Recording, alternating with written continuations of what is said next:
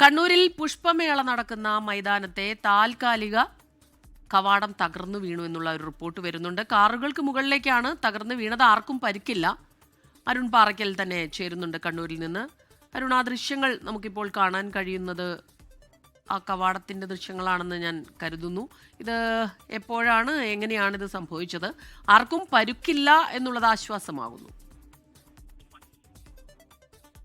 സ്മിത, ജില്ലാ agri horticulture സൊസൈറ്റിയാണ് Kannur police മൈതാനിയിൽ പുഷ്പമേള സംഘടിപ്പിക്കുന്നത്. ഇതിന്റെ ഭാഗമായുള്ള മൈതാനം തയ്യാറാക്കുകയായിരുന്നു. മുൻപിൽ കുറെ വാഹനങ്ങളൊക്കെ തന്നെ നിർത്തിയിരുന്നു.